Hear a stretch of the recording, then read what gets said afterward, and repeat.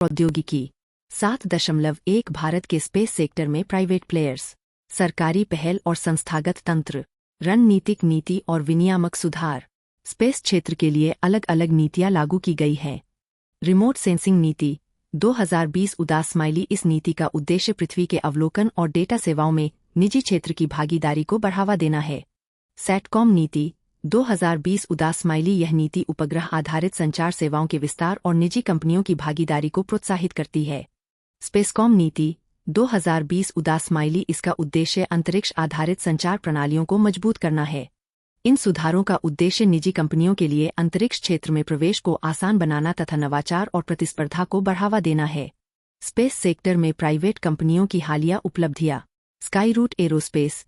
इस कंपनी ने विक्रम-एस नामक भारत का पहला निजी रॉकेट लॉन्च किया। इससे निजी अंतरिक्ष क्षेत्र में भारत की स्थिति मजबूत हुई है। अग्निकुल कॉस्मोस। इस कंपनी ने सेमी क्रायोजेनिक इंजन से संचालित भारत का पहला रॉकेट और दुनिया का पहला सिंगल पीस त्रिआयामी मुद्रित इंजन वाला रॉकेट लॉन्च किया। पिक्सेल। इस कंपनी ने फायरफ्लाई हाइपरस्पेक्ट्रल उपग्रह लॉन्च किया। इसका उपयोग फसलों की स्थिति, प्रदूषण, मीथेन उत्सर्जन और मौसम की निगरानी के लिए किया जाता है। दिगंतरा, ध्रुव स्पेस और बेलाट्रिक्स एरोस्पेस। ये सभी स्टार्टअप विभिन्न क्षेत्रों में काम कर रहे हैं और भारत के निजी अंतरिक्ष पारिस्थितिकी तंत्र को आगे बढ़ा रहे हैं। क्रॉस इंडस्ट्री फायदे। सैटेलाइट डेटा सिंचाई, फसलों की निगरानी, मौसम के पूर्वानुमान, आपदा प्रबंधन तथा दूरदराज के क्षेत्रों में ब्रॉडबैंड और दूरसंचार सेवाओं को बेहतर बनाने में सहायता करता है। इससे डिजिटल समावेशन को बढ़ावा मिलता है। नोडल एजेंसियां और संस्थागत ढांचा। इनस्पेस वर्ष 2020 में गैर सरकारी संस्थाओं को बढ़ावा देने, उन्हें अधिकृत करने और उनके कार्यों की निगरानी करने के लिए इसे एकल खिड़की प्रणाली के रूप में स्थापित किया गया। NSIL यह इसरो की व्यावसायिक शाखा है। यह इसरो की तकनीकों के व्यावसायीकरण और हस्तांतरण का कार्य करती है। साथ ही SSLV जैसी तकनीकों को उद्योगों तक पहुंचाती है। ISPA यह एक उद्योग संगठन और नीति संबंधी विचार मंच है जो निजी अंतरिक्ष कंपनियों का प्रतिनिधित्व करता है। रणनीतिक नीति और विनियामक सुधार। Indian space policy 2023। इस नीति में विभिन्न हितधारकों की भूमिकाओं को स्पष्ट रूप से निर्धारित किया गया है और अंतरिक्ष गतिविधियों में सार्वजनिक तथा निजी भागीदारी की अनुमति दी गई है। प्रत्यक्ष विदेशी निवेश FDI सुधार। सैटेलाइट कंपोनेंट और सबसिस्टम के क्षेत्र में 100% प्रत्यक्ष विदेशी निवेश की अनुमति दी गई है। यह स्वचालित मार्ग के अंतर्गत आता है। सैटेलाइट संचालन और ग्राउंड सेगमेंट के क्षेत्र में 74% प्रत्यक्ष विदेशी निवेश की अनुमति दी गई है। लॉन्च व्हीकल के क्षेत्र में 49% प्रत्यक्ष विदेशी निवेश की अनुमति दी गई है। क्षेत्र विशिष्ट नीतियां। अंतरिक्ष आधारित रिमोट सेंसिंग नीति 2020 तथा स्पेसकॉम नीति 2020 रिमोट सेंसिंग और संचार क्षेत्र में निजी भागीदारी को प्रोत्साहित करती है। वित्तीय सहायता और फंडिंग तंत्र। 1000 करोड़ रुपए का वेंचर कैपिटल VC फंड भारतीय लघु उद्योग विकास बैंक SIDBI द्वारा संचालित इस फंड के माध्यम से अंतरिक्ष क्षेत्र के स्टार्टअप को 10 करोड़ रुपए से 60 करोड़ रुपए तक की जोखिम पूंजी प्रदान की जाती है। प्रौद्योगिकी अंगीकरण निधि TAF प्रारंभिक चरण के नवाचारों को व्यावसायिक रूप देने के लिए 500 करोड़ रुपए का फंड बनाया गया है। इनस्पेस सीड फंड योजना। विचार और प्रोटोटाइप चरण के स्टार्टअप के लिए 1 करोड़ रुपए तक का अनुदान दिया जाता है। बुनियादी ढांचे तक पहुंच और प्रौद्योगिकी हस्तांतरण। इसरो की सुविधाओं तक पहुंच। स्टार्टअप इसरो की परीक्षण सुविधाओं, प्रक्षेपण स्थलों, ट्रैकिंग नेटवर्क और अन्य संसाधनों का उपयोग कर सकते हैं। इनस्पेस तकनीकी केंद्र अहमदाबाद। यह संस्थान कम लागत वाले डिजाइन, इंजीनियरिंग, परीक्षण और सिमुलेशन की सुविधा उपलब्ध कराता है। POEM और सर्विस प्लेटफॉर्म। यह इनबिट परीक्षण को सहायता प्रदान करता है। साथ ही यह उपग्रह बस और सर्विस प्लेटफॉर्म के रूप में भी कार्य करता है। पारिस्थितिकी तंत्र निर्माण और जागरूकता। स्पेसटेक इनोवेशन नेटवर्क SAW कृषि, रक्षा और आपदा प्रबंधन जैसे क्षेत्रों में भारतीय अंतरिक्ष प्रौद्योगिकी के उपयोग को बढ़ावा देता है। राज्य स्तरीय संस्थागत समर्थन। Karnataka. Draft space technology policy 2024 से 29 का उद्देश्य भारत के अंतरिक्ष बाजार के 50% हिस्से पर अधिकार स्थापित करना है। इसके लिए 500 से अधिक स्टार्टअप को बढ़ावा दिया जा रहा है। Tamil Nadu space industrial policy startup और बड़ी कंपनियों को इसरो की सुविधाओं के निकट विशेष अंतरिक्ष क्षेत्र विकसित करने के लिए प्रोत्साहित करती है। चुनौतियां। एक समग्र अंतरिक्ष कानून का अभाव। समर्पित अंतरिक्ष कानून नहीं होने से दायित्व, विवाद समाधान और विदेशी साझेदारी से जुड़ी समस्याएं उत्पन्न होती है। बौद्धिक संपदा अधिकारों से जुड़ी समस्या। सार्वजनिक और निजी भागीदारी के माध्यम से विकसित प्रौद्योगिकी के स्वामित्व को लेकर अस्पष्टता बनी हुई है, जिससे नवाचार प्रभावित होता है। निजी पूंजी पर दबाव। लंबे समय तक चलने वाली योजनाओं और अधिक जोखिम के कारण पारंपरिक वेंचर कैपिटल तथा निजी पूंजी का प्रवाह सीमित हो जाता है। विशेषीकृत वित्तीय सहायता में देरी। अंतरिक्ष क्षेत्र से जुड़े विशेष निवेश साधनों को विकसित करने में समय लग रहा है। कच्चे माल की आपूर्ति श्रृंखला। वैश्विक आपूर्तिकर्ताओं पर निर्भरता और निर्यात नियंत्रणों के कारण आवश्यक सामग्रियों तक पहुंच सीमित हो जाती है। विभिन्न सरकारी एजेंसियों की अलग अलग आवश्यकताएं। कृषि, ऊर्जा और आपदा प्रबंधन जैसे क्षेत्रों की अलग अलग आवश्यकताओं के कारण एकरूपता और विस्तार की गति प्रभावित होती है। विशेषज्ञ मानव संसाधनों की कमी। ऑप्टिक्स, तापीय नियंत्रण, उन्नत पेलोड डिजाइन और डेटा विश्लेषण जैसे क्षेत्रों में विशेषज्ञों की कमी बनी हुई है। आगे बढ़ने का रास्ता। एक व्यापक अंतरिक्ष कानून तैयार किया जाना चाहिए, जिससे दायित्वों, विवादों के समाधान और विदेशी साझेदारियों से संबंधित समस्याओं का समाधान किया जा सके। बौद्धिक संपदा अधिकारों से संबंधित ढांचे को मजबूत किया जाना चाहिए, ताकि प्रौद्योगिकी के स्वामित्व को स्पष्ट रूप से निर्धारित किया जा सके। सार्वजनिक और निजी भागीदारी के माध्यम से विकसित नवाचारों को संरक्षित और प्रोत्साहित किया जाना चाहिए। फायरफ्लाई एरोस्पेस जैसी कंपनियों के साथ सहयोग बढ़ाकर अंतरिक्ष क्षेत्र में नए अवसरों का लाभ उठाया जाना चाहिए। 7.2 एटलस ड्रोन स्वॉर्म सिस्टम। खबरों में क्यों? चीन ने हाल ही में अपना नया Atlas drone swarm system, Atlas या एटलसी, पेश किया है। समाचार पर और अधिक। यह एक कृत्रिम बुद्धिमत्ता (AI) आधारित UAV, unmanned aerial vehicle, drone swarm warfare system है, जिसे China electronics technology group corporation ने विकसित किया है। 2 यूएवी ड्रोन स्वॉर्म स्वायत्त, ऑटोनॉमस ड्रोन का एक समूह होता है, जो समन्वय, संचार और वितरित निर्णय निर्माण के माध्यम से मिलकर कार्य करता है। यूएवी झुंड कैसे काम करता है? एक नियंत्रण इकाई, ग्राउंड स्टेशन या कमांड सेंटर मिशन आवंटित करता है और पूरे ऑपरेशन पर निगरानी रखता है। 2 संचार नेटवर्क, वायरलेस नेटवर्क ड्रोन और केंद्रीय इकाई के बीच वास्तविक समय में डेटा स्थानांतरण सुनिश्चित करता है। 3 ड्रोन को अलग अलग कार्य सौंपे जाते हैं और वे विभिन्न भूमिकाएं निभाते हैं। 4 सेंसर डेटा एकत्र करना, ड्रोन वातावरण, लक्ष्य, स्थान और अन्य आवश्यक जानकारियों से संबंधित डेटा एकत्र करते हैं। 5 AI सूचना का प्रसंस्करण करता है। AI और स्वॉर्म एल्गोरिदम डेटा का विश्लेषण करते हैं, फैसले लेते हैं और सबसे उपयुक्त कार्ययोजना तैयार करते हैं। 6 navigation guide system. Navigation system प्रत्येक ड्रोन को टकराव से बचाते हुए सही मार्ग पर आगे बढ़ने में सहायता करता है। 7 मिशन पूरा करना, ड्रोन मिलकर मिशन के उद्देश्य को पूरा करते हैं। फीडबैक तंत्र, आसपास से लगातार प्राप्त होने वाला फीडबैक ड्रोन को वास्तविक समय में बदलाव करने और बेहतर निर्णय लेने में सहायता करता है। निष्कर्ष, जटिल मिशनों को पूरा करने के लिए अनेक ड्रोन मिलकर एक बुद्धिमान और समन्वित प्रणाली के रूप में कार्य करते हैं। ड्रोन स्वॉर्म सिस्टम की मुख्य विशेषताएं। स्केलेबिलिटी, यूएवी झुंड मिशन की आवश्यकता के अनुसार ड्रोन की संख्या को आसानी से बढ़ा या घटा सकते हैं। झुंड के आकार में वृद्धि होने पर भी उसकी कार्यक्षमता पर बहुत कम प्रभाव पड़ता है। ड्रोन स्वॉर्म सिस्टम की मुख्य विशेषताएं। मजबूती और कार्य करते रहने की क्षमता, यदि कुछ ड्रोन खराब हो जाते हैं या नष्ट हो जाते हैं, तब भी पूरा झुंड कार्य करता रहता है। अन्य ड्रोन उनकी जिम्मेदारियां संभाल लेते हैं, जिससे मिशन जारी रहता है। अनुकूलन क्षमता और लचीलापन, यूएवी झुंड बदलते हुए माहौल और मिशन की आवश्यकताओं के अनुसार अपने व्यवहार में परिवर्तन कर सकते हैं।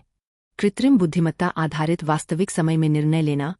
कृत्रिम बुद्धिमत्ता लक्ष्य की पहचान करने, लक्ष्य का पता लगाने और मिशन के निष्पादन में सहायता करती है। समानांतर कार्यप्रणाली, कई ड्रोन एक साथ अलग अलग कार्य कर सकते हैं।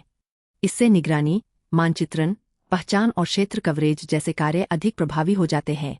बहुकार्यात्मक क्षमता, झुंड के भीतर अलग अलग समूह एक ही समय में खोज करना, निगरानी करना और हमला करने जैसे कार्य कर सकते हैं। विकेंद्रीकृत प्रणाली, ड्रोन किसी एक केंद्रीय नियंत्रक पर निर्भर रहने के बजाय एक दूसरे के साथ समन्वय स्थापित करते हैं। इससे संचार प्रणाली अधिक मजबूत बनती है और व्यवधान का खतरा कम हो जाता है। सामूहिक बुद्धिमत्ता, अलग अलग ड्रोन आपस में सूचनाओं का आदान प्रदान करते हैं और मिलकर निर्णय लेते हैं।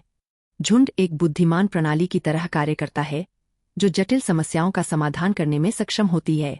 स्वायत्त निर्णय निर्माण, कृत्रिम बुद्धिमत्ता और मशीन लर्निंग की सहायता से झुंड लक्ष्य की पहचान करता है, टकराव से बचता है और स्वतः ही कार्य करता है। इससे मानवीय हस्तक्षेप कम हो जाता है और युद्ध क्षेत्र में निर्णय लेने की प्रक्रिया तेज हो जाती है। समान ड्रोन स्वॉर्म प्रणालियां। भारत, चाणक्य और प्रोजेक्ट समीक्षा काउंटर स्वॉर्म ड्रोन संचालन के लिए मार्गदर्शन प्रदान करते हैं।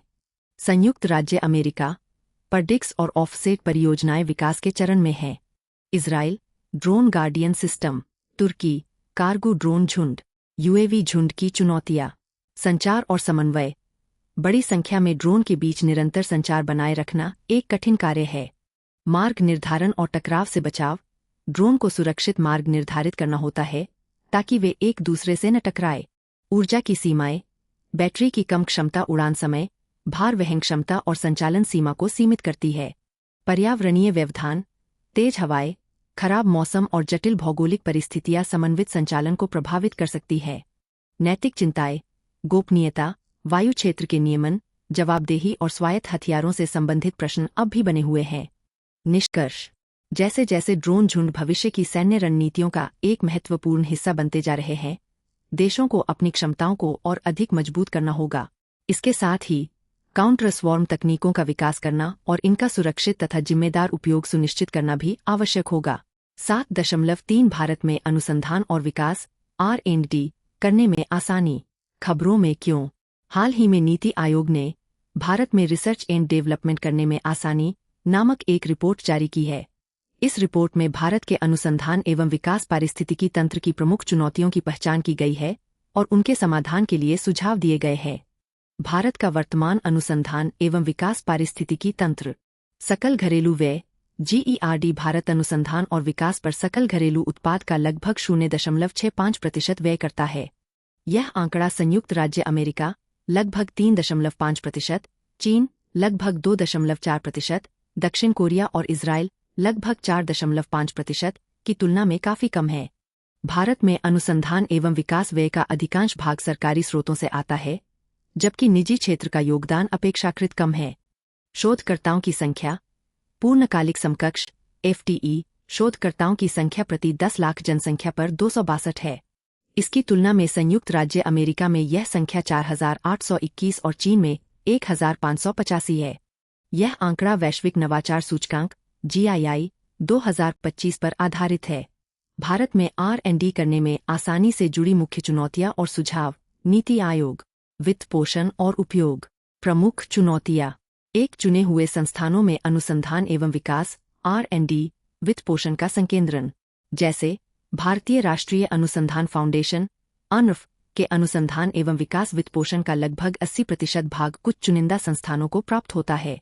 दो विभागों के बीच सीमित विविधता, जैसे विज्ञान एवं प्रौद्योगिकी विभाग DST और वैज्ञानिक तथा औद्योगिक अनुसंधान परिषद CSIR, दोनों ही डिजाइन आधारित अनुसंधान, कार्बन कैप्चर, पृथ्वी विज्ञान और अनुसंधान एवं विकास परियोजनाओं को समर्थन देते हैं। सुझाव। 1. अनुसंधान एवं विकास में निवेश बढ़ाना। अगले 4 से 5 वर्षों में सकल घरेलू उत्पाद GDP का कम से कम 2% भाग अनुसंधान एवं विकास पर व्यय किया जाना चाहिए। लक्ष्य यह होना चाहिए कि कुल अनुसंधान एवं विकास व्यय का लगभग आधा हिस्सा निजी क्षेत्र से प्राप्त हो। 2. परोपकार और कॉरपोरेट सामाजिक दायित्व CSR सहायता बढ़ाना।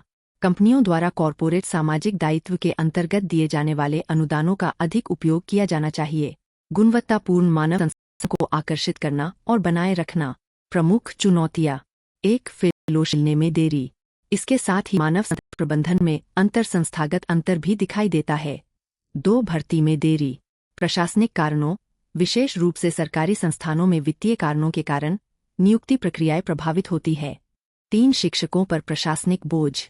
शिक्षकों को अनेक प्रशासनिक कार्य करने पड़ते हैं, जिससे अनुसंधान एवं विकास के लिए उनके पास पर्याप्त समय नहीं बचता। सुझाव। 1. फेलोशिप की संख्या बढ़ाना। विज्ञान एवं प्रौद्योगिकी विभाग DST, भारतीय राष्ट्रीय अनुसंधान फाउंडेशन ANRF, जैव प्रौद्योगिकी विभाग DBT, वैज्ञानिक एवं औद्योगिक अनुसंधान विभाग दसीर, उच्च शिक्षा विभाग धे, भारतीय कृषि अनुसंधान परिषद आयकर, भारतीय आयुर्विज्ञान अनुसंधान परिषद ICMR तथा विज्ञान एवं प्रौद्योगिकी विभाग की पोस्ट डॉक्टोरल फेलोशिप की संख्या में प्रतिवर्ष 20% वृद्धि की जा सकती है। 2. विज्ञान निधि की स्थापना। यह एक डिजिटल फेलोशिप मंच के रूप में कार्य करेगा, जिससे प्रत्यक्ष लाभ अंतरण और फेलोशिप से संबंधित समस्याओं के समाधान में सहायता मिलेगी। 3 संकाय सुधार। शिक्षकों को सहयोग देने के लिए अंतर संस्थागत और अंतर्राष्ट्रीय सहयोगी कार्यक्रम चलाए जाने चाहिए। प्रतिष्ठित संस्थानों में दीर्घकालिक अनुसंधान पर विशेष ध्यान दिया जाना चाहिए। संस्थानों का संरचनात्मक और प्रक्रियात्मक सुधार। प्रमुख चुनौतियां। 1 अनुसंधान एवं विकास फेलोशिप विभिन्न क्षेत्रों में बिखरी हुई है और उनके लिए कोई स्पष्ट प्राथमिकता या समयबद्ध योजना नहीं है। 2 कोई स्पष्ट समय सीमा निर्धारित नहीं है। 3 संस्थानों में अनुसंधान को बढ़ावा देने वाली नीतियों का अभाव है। 4 अनेक संस्थानों में समर्पित अनुसंधान एवं विकास कार्यालय नहीं है और अनुसंधान परियोजनाओं के लिए आवश्यक प्रशासनिक सुविधाएं भी पर्याप्त नहीं है। सुझाव। 1 व्यावसायिक अनुसंधान एवं विकास कार्यालयों की स्थापना। अनुदान प्रबंधन बोर्डों के लिए एकल खिड़की व्यवस्था विकसित की जानी चाहिए। 2 प्रशासनिक प्रक्रियाओं को सरल बनाना। अनुसंधान से संबंधित स्वीकृतियों के लिए स्वघोषणा और स्वप्रमाणीकरण व्यवस्था लागू की जानी चाहिए। 3 वर्तमान क्षमताओं के आधार पर अनुसंधान प्राथमिकताओं को स्पष्ट रूप से निर्धारित करना चाहिए और अनुसंधान को आसान बनाने के लिए एक आकलन ढांचा तैयार करना चाहिए। प्रौद्योगिकी विकास, अनुवाद और व्यावसायीकरण। प्रमुख चुनौतियां। 1 प्रभावी प्रौद्योगिकी हस्तांतरण सहायता का अभाव। इससे विकसित प्रौद्योगिकियों को व्यवहार में लागू करने में कठिनाई होती है। 2 उद्योग और शिक्षण संस्थानों के बीच सीमित सहयोग। विश्वविद्यालयों, सार्वजनिक क्षेत्र और उद्योगों के बीच सहयोग की कमी देखी जाती है। 3 रॉयल्टी साझा करने से संबंधित नीतियों का अभाव। विशेष रूप से उच्च प्रौद्योगिकी क्षेत्रों में यह समस्या अधिक दिखाई देती है। सुझाव। 1 प्रौद्योगिकी हस्तांतरण कार्यालयों (TTO) की स्थापना और उन्हें सुदृढ़ बनाना। 2 उद्योग और शिक्षण संस्थानों के बीच सहयोग के लिए एक स्पष्ट रूपरेखा तैयार करना। 3 अनुसंधान और नवाचार पारिस्थितिकी तंत्र की क्षमता तथा एकीकरण को बढ़ावा देना। 4 प्रौद्योगिकी इंडिजेनाइजेशन सेंटर (CTI) की स्थापना करना ताकि स्वदेशीकरण के लिए आवश्यक प्रौद्योगिकियों की पहचान की जा सके। ज्ञान और संसाधनों तक पहुंच। प्रमुख चुनौती। जर्नल, डेटाबेस और सॉफ्टवेयर तक पहुंच में असमानता मौजूद है। उदाहरण के लिए 1 नेशन 1 सब्सक्रिप्शन जैसी व्यवस्था की आवश्यकता महसूस की गई है। सुझाव। 1 नेशन 1 सब्सक्रिप्शन (ONOS) कार्यक्रम का विस्तार किया जाना चाहिए और वर्तमान सदस्यता प्रणाली के आधार पर निजी संस्थानों को भी इसमें शामिल किया जाना चाहिए। ज्ञान और संसाधनों तक पहुंच। प्रमुख चुनौतियां। ONOS योजना अभी निजी विश्वविद्यालयों और संस्थानों तक पूरी तरह नहीं पहुंच पाई है। राष्ट्रीय प्रकाशन से जुड़ी चुनौतियां मौजूद हैं। इनमें अलग अलग समीक्षा प्रणालियां, सीमित अंतर्राष्ट्रीय दृश्यता और कम उद्धरण साइटेशन शामिल हैं। सुझाव। बड़े पैमाने पर खोजे जा सकने वाले राष्ट्रीय भंडार नेशनल रिपॉजिटरी विकसित किए जाए। इससे भारतीय शोध परिणामों को अधिक दृश्यता और पहचान मिलेगी। उच्च गुणवत्ता वाली राष्ट्रीय पत्रिकाएं विकसित की जाए। इसके लिए एक पेशेवर प्रबंधन प्रणाली बनाई जाए और इंडियन साइंस एकेडमी की विशेषज्ञता का उपयोग किया जाए। राज्य संस्थाओं में अनुसंधान एवं विकास। प्रमुख चुनौतियां। संस्थागत समर्थन की कमी के कारण जमीनी स्तर पर नवाचार को बढ़ावा नहीं मिल पाता है। उद्योगों का सीमित समूह ही रजिस्टर जैसी प्रणालियों से जुड़ा हुआ है, जबकि अधिकांश संस्थाएं अनौपचारिक माध्यमों पर निर्भर रहती है। राज्य स्तर पर ऐसा कोई स्पष्ट ढांचा नहीं है जो अनुसंधान एवं विकास से जुड़े संस्थानों के बीच समन्वय स्थापित कर सके। सुझाव। राज्य विज्ञान और प्रौद्योगिकी परिषदों की क्षमता और संसाधनों को मजबूत बनाया जाए। प्रत्येक राज्य विज्ञान एवं प्रौद्योगिकी परिषद के अंतर्गत एक समर्पित अनुवाद और नवाचार प्रकोष्ठ स्थापित किया जाए। सहयोग के लिए एक समन्वित ढांचा तैयार किया जाए, जिससे केंद्र सरकार द्वारा वित्तपोषित अनुसंधान एवं विकास संस्थानों तथा उच्च शिक्षण संस्थानों को राज्य स्तरीय संस्थाओं से जोड़ा जा सके। सुझाव।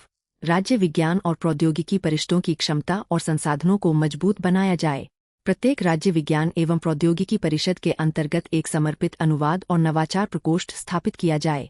सहयोग के लिए एक समन्वित ढांचा तैयार किया जाए, जिससे केंद्र सरकार द्वारा वित्तपोषित अनुसंधान एवं विकास संस्थानों तथा उच्च शिक्षण संस्थानों को राज्य स्तरीय संस्थाओं से जोड़ा जा सके। निगरानी, मूल्यांकन, क्षमता निर्माण और नीति प्रशासन। प्रमुख चुनौती। वर्तमान विज्ञान, प्रौद्योगिकी और नवाचार प्रबंधन ढांचे में सीमित प्रभावशीलता दिखाई देती है। सुझाव। राष्ट्रीय विज्ञान नीति और नवाचार संस्थान (NISPG) की स्थापना की जाए। यह संस्था नीति निर्माण, क्रियान्वयन और निगरानी से संबंधित कमियों को दूर करने के लिए एक केंद्रीय संस्था के रूप में कार्य करेगी। भारत में अनुसंधान एवं विकास को बढ़ावा देने की दिशा में प्रमुख पहलें। Research development and innovation (RDI) योजना।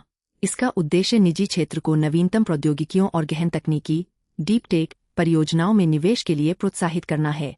राष्ट्रीय क्वांटम मिशन (NQM), भारतीय विज्ञान संस्थान IISc, बेंगलुरु में क्वांटम कंप्यूटिंग और भारतीय प्रौद्योगिकी संस्थान IIT, बॉम्बे में क्वांटम सेंसिंग और मेट्रोलॉजी सहित 4 थीमेटिक हब स्थापित किए गए हैं।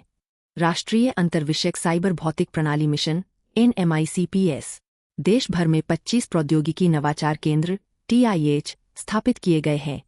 अनुसंधान राष्ट्रीय अनुसंधान फाउंडेशन ANRF, इसकी स्थापना विज्ञान और प्रौद्योगिकी विभाग के अंतर्गत उद्योगों तथा शिक्षण संस्थानों के बीच सहयोग को बढ़ावा देने के लिए की गई है। अटल नवाचार मिशन AIM 2016, इसका उद्देश्य नवाचार और उद्यमिता की संस्कृति को बढ़ावा देना है।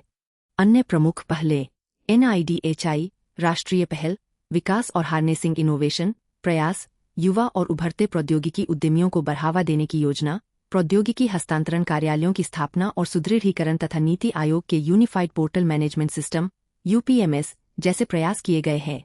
प्रमुख संगठन वैज्ञानिक और औद्योगिक अनुसंधान परिषद CSIR, भारतीय कृषि अनुसंधान परिषद ICAR और रक्षा अनुसंधान एवं विकास संगठन DRDO जैसे संस्थान इस दिशा में कार्य कर रहे हैं। निष्कर्ष, प्रक्रियाओं से संबंधित कमियों को दूर करके और बेहतर वातावरण तैयार करके भारत के अनुसंधान पारिस्थितिकी तंत्र को मजबूत बनाया जा सकता है। इससे अनुसंधान उत्पादकता बढ़ेगी, उच्च गुणवत्ता वाले शोध को प्रोत्साहन मिलेगा और नई प्रौद्योगिकियों के विकास में सहायता प्राप्त होगी। 7.4 संक्षिप्त समाचार। 7 अप्रैल 2001 भारत का पहला कृत्रिम बुद्धिमत्ता AI आधारित orbital data centre ODC satellite pathfinder. इस परियोजना को पिक्सेल और AI स्टार्टअप सर्वम की साझेदारी में विकसित किया जाएगा। इसमें पिक्सेल पाथफाइंडर उपग्रह का डिजाइन, निर्माण, प्रक्षेपण और संचालन करेगा, जबकि सर्वम कृत्रिम बुद्धिमत्ता से संबंधित तकनीकी सहायता प्रदान करेगा। 7 अप्रैल 2001 भारत का पहला कृत्रिम बुद्धिमत्ता AI आधारित orbital data centre ODC satellite pathfinder.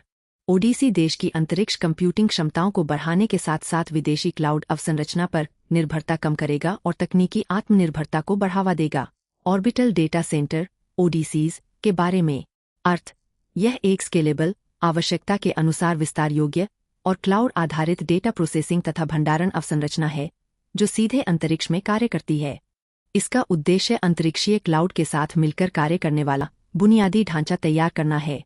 ODC के मुख्य architectural elements: 1. Modular compute container, प्रत्येक इकाई में सर्वर रैक, नेटवर्किंग प्रणाली, तरल शीतलन व्यवस्था और विद्युत वितरण प्रणाली शामिल होती है।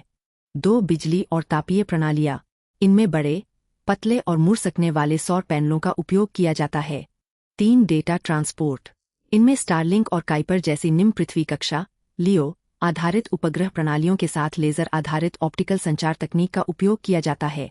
ODC का महत्व: भूस्थिर और बिना किसी रुकावट वाली ऊर्जा उपलब्धता, सूर्य समकालिक कक्षा SSO में उच्च दक्षता वाले सौर ऊर्जा स्रोतों का लाभ उठाया जा सकता है, जिससे रात के समय वायुमंडलीय परिस्थितियों अथवा खराब मौसम का प्रभाव नहीं पड़ता।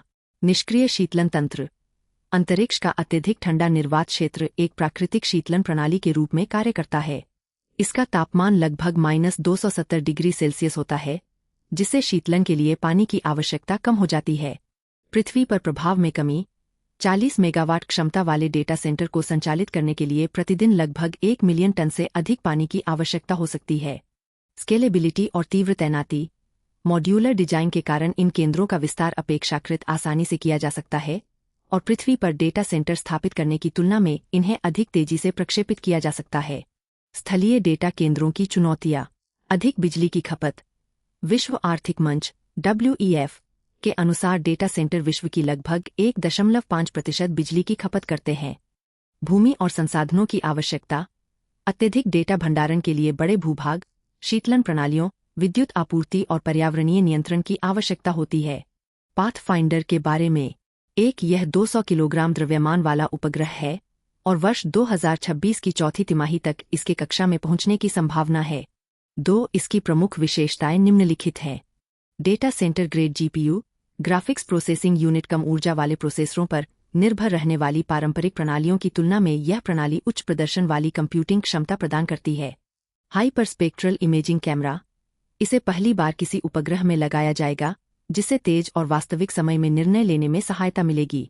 7 अप्रैल 2002 vehicle to everything V2X communication. भारतीय दूरसंचार विनियामक प्राधिकरण TRAI ने vehicle to everything V2X communication के लिए एक परामर्श पत्र जारी किया है। यह मौजूदा 4G और 5G नेटवर्क का उपयोग करते हुए cellular vehicle to everything CV2X को एक पसंदीदा प्रौद्योगिकी के रूप में मान्यता देता है। V2X में दो प्रमुख प्रौद्योगिकियों का उपयोग किया जाता है, जिनमें dedicated short range communication DSRC और cellular vehicle to everything CV2X शामिल हैं। इनमें से CV2X को अधिक उन्नत माना जाता है क्योंकि यह सेल्युलर नेटवर्क का उपयोग करता है। V2X कम्युनिकेशन के बारे में, यह एक ऐसी संचार प्रणाली है जिसमें वाहन अन्य वाहनों, अवसंरचना, पैदल यात्रियों और नेटवर्क के साथ वास्तविक समय में सूचनाओं का आदान प्रदान करते हैं। यह बुद्धिमान परिवहन प्रणालियों और कनेक्टेड मोबिलिटी का एक महत्वपूर्ण हिस्सा है। V2X व्हीकल टू एवरीथिंग प्रणाली। इस प्रणाली का उद्देश्य वाहनों और उनके आसपास मौजूद सभी इकाइयों के बीच संचार को आसान बनाना है। V2X प्रणाली के विभिन्न घटक। V2I vehicle to infrastructure. यह प्रणाली ट्रैफिक सिग्नल, सड़क संकेतकों और अन्य बुनियादी ढांचों के साथ संपर्क स्थापित करती है। V2N vehicle to network. यह प्रणाली क्लाउड सेवाओं, वास्तविक समय के अपडेट और अन्य नेटवर्क से संपर्क स्थापित करती है। V2V vehicle to vehicle. इस प्रणाली के माध्यम से वाहन सड़क की स्थिति, दिशा और गति जैसी जानकारियों का आदान प्रदान करते हैं, जिससे दुर्घटनाओं से बचने में सहायता मिलती है। V2D vehicle to device. यह प्रणाली स्मार्टफोन, पहनने योग्य उपकरणों और अन्य डिजिटल साधनों से जुड़ती है। V2P व्हीकल टू पैदल यात्री। यह प्रणाली पैदल यात्रियों को संभावित खतरों के बारे में चेतावनी देती है और उनकी सुरक्षा बढ़ाती है। क्लाउड या नेटवर्क। यह प्रणाली डेटा को एकत्रित करने, उसका विश्लेषण करने और उसके प्रबंधन का कार्य करती है। V2X का महत्व। Road safety. यह प्रणाली टक्कर से बचने, चौराहों के प्रबंधन और आपातकालीन चेतावनी प्रणाली जैसी सुविधाओं को सक्षम बनाती है, जिससे दुर्घटनाओं और मृत्यु दर में कमी आती है। सतत विकास लक्ष्य SDG 3.6। इसका उद्देश्य वर्ष 2030 तक सड़क दुर्घटनाओं के कारण होने वाली मौतों और चोटों की संख्या को आधा करना है। संयुक्त राज्य अमेरिका के फॉरवर्ड कोलिजन वार्निंग सिस्टम के उपयोग से पीछे से होने वाली टक्करों में लगभग 9% की कमी दर्ज की गई है। यातायात दक्षता। स्मार्ट सिग्नल समन्वय के माध्यम से यह प्रणाली यातायात प्रवाह को बेहतर बनाती है और भीड़भाड़ को कम करती है। स्वचालित वाहनों का विकास। यह प्रणाली कृत्रिम बुद्धिमत्ता आधारित वाहनों की निर्णय लेने की क्षमता को मजबूत बनाती है। पर्यावरणीय लाभ। यह प्रणाली ईंधन की खपत और कार्बन उत्सर्जन को कम करने में सहायता करती है, जिससे सतत विकास लक्ष्यों की प्राप्ति में मदद मिलती है। 5G और स्मार्ट सिटी पारिस्थितिकी तंत्र। यह प्रणाली कनेक्टेड और स्मार्ट परिवहन व्यवस्था के लिए कम विलंबता वाले संचार नेटवर्क को प्रोत्साहित करती है। V2X की चुनौतियां। मानकीकरण की समस्या। एक समान संचार प्रोटोकॉल की कमी के कारण विभिन्न प्रणालियों के बीच समन्वय स्थापित करना कठिन हो जाता है। सुरक्षा और गोपनीयता। साइबर हमलों की आशंका के कारण मजबूत एन्क्रिप्शन और डेटा सुरक्षा प्रणालियों की आवश्यकता होती है। बुनियादी ढांचे से जुड़ी चुनौतियां। सड़क किनारे आवश्यक उपकरणों को स्थापित करने और मौजूदा प्रणालियों को उन्नत बनाने में अधिक लागत आती है। विनियामक और कानूनी समस्याएं। जवाबदेही, डेटा स्वामित्व और बीमा से जुड़े नियमों के संबंध में स्पष्ट कानूनों का अभाव है। 7 अप्रैल 2003 स्क्रैमजेट प्रणोदन प्रणाली। समाचार में क्यों? रक्षा अनुसंधान एवं विकास संगठन DRDO ने अपनी प्रौद्योगिकी विकास परियोजना के अंतर्गत स्क्रैमजेट दहन प्रणाली का सफल परीक्षण किया। इस परीक्षण के दौरान लगभग 1200 सेकंड पहले 700 सेकंड का परीक्षण पूरा किया गया। स्क्रैमजेट प्रणोदन प्रणाली। स्क्रैमजेट का पूरा नाम सुपरसोनिक कम्बशन रैमजेट है। 7 अप्रैल 2003 स्क्रैमजेट प्रणोदन प्रणाली। यह एक उन्नत वायुश्वसन एयर ब्रीदिंग जेट इंजन है, जिसे ईंधन के दहन को सुपरसोनिक गति से बनाए रखते हुए हाइपरसोनिक गति पर कार्य करने के लिए विकसित किया गया है। Operation mechanism. वाहन के अगले हिस्से का आकार बाहरी हवा को एकत्रित और संपीड़ित करता है। इसके बाद इस हवा में ईंधन मिलाया जाता है और दहन कक्ष में उसका उपयोग किया जाता है। ईंधन का प्रकार। इसमें हाइड्रोजन या हाइड्रोकार्बन आधारित ईंधन का उपयोग किया जाता है। फायदे। चूंकि इस इंजन में ऑक्सीजन को साथ लेकर चलने की आवश्यकता नहीं होती, इसलिए इसका भार कम हो जाता है। इस कारण यह पुनः उपयोग किए जा सकने वाले प्रक्षेपण यानों और हाइपरसोनिक मिसाइलों के लिए उपयुक्त माना जाता है। 7.4.4 ऑप्टोसार सैटेलाइट मिशन दृष्टि। दुनिया का पहला ऑप्टोसार उपग्रह मिशन दृष्टि लॉन्च किया गया है। इसे भारतीय अंतरिक्ष स्टार्टअप गैलेक्साई ने विकसित किया है और स्पेस एक्स के फाल्कन-9 रॉकेट के माध्यम से प्रक्षेपित किया गया है। यह भारत का सबसे बड़ा निजी अंतरिक्ष आधारित पृथ्वी अवलोकन उपग्रह है। मिशन दृष्टि के बारे में। ऑप्टोसार का उपयोग। यह हाइपरस्पेक्ट्रल इमेजिंग (एमएसआई) और सिंथेटिक एपर्चर रडार (सर) को एक साथ जोड़ने वाला पहला डिजाइन है। Mission profile. यह निम्न पृथ्वी कक्षा (लियो) में कार्य करेगा। निम्न पृथ्वी कक्षा पृथ्वी की सतह से लगभग 160 किलोमीटर से 2000 किलोमीटर की ऊंचाई तक फैली होती है। क्षमताएं। यह सभी प्रकार के मौसमों में, दिन और रात के समय तथा किसी भी वातावरण में कार्य करने में सक्षम है। यह अंतरिक्ष आधारित निगरानी क्षमताओं को मजबूत बनाएगा। रिजोल्यूशन। यह भारतीय निजी अंतरिक्ष क्षेत्र में सबसे अधिक रिजोल्यूशन प्रदान करने वाला उपग्रह है। ऑप्टोसार के बारे में। यह हार्डवेयर और सॉफ्टवेयर का एक संयुक्त तंत्र है जिसे सभी परिस्थितियों में कार्य करने के लिए विकसित किया गया है। इसमें सिंक फ्यूजन स्टैक तकनीक का उपयोग किया गया है। पहले के उपग्रहों की सीमाएं। ऑप्टिकल सेंसर साफ और स्पष्ट तस्वीरें प्रदान करते हैं, लेकिन बादलों और अंधकार के कारण उनकी क्षमता सीमित हो जाती है। सिंथेटिक एपर्चर रडार दिन और रात दोनों समय कार्य कर सकता है, लेकिन इससे प्राप्त चित्रों को समझना अपेक्षाकृत कठिन होता है। भारतीय अंतरिक्ष स्टार्टअप की उपलब्धियां। अग्निकुल ब्रह्मांड। इसने दुनिया का पहला त्रिआयामी मुद्रित रॉकेट इंजन विकसित किया है। स्काई रूट। इसने भारत के पहले निजी रॉकेट का परीक्षण किया है। इनस्पेसिटी। इसने उपग्रहों की सेवा और रखरखाव के लिए भारत का पहला रोबोटिक अंतरिक्ष यान विकसित किया है। 7 April 2005 Venus orbiter mission (वीओएम).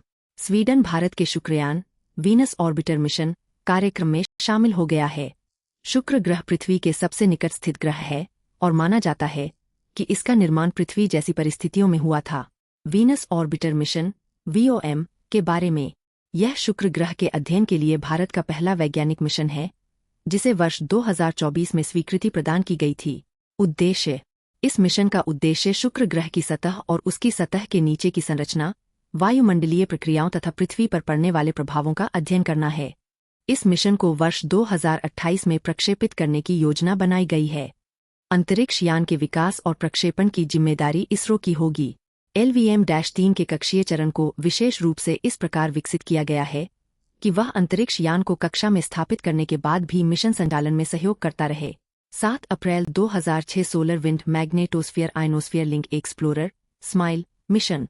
Smile mission को यूरोप के फ्रेंच गुयाना, दक्षिण अमेरिका स्थित प्रक्षेपण केंद्र से वेगासी रॉकेट के माध्यम से सफलतापूर्वक प्रक्षेपित किया गया। स्माइल मिशन के बारे में। संयुक्त मिशन। यह यूरोपीय अंतरिक्ष एजेंसी (ESA) और Chinese academy of sciences (CAS) का संयुक्त मिशन है। उद्देश्य।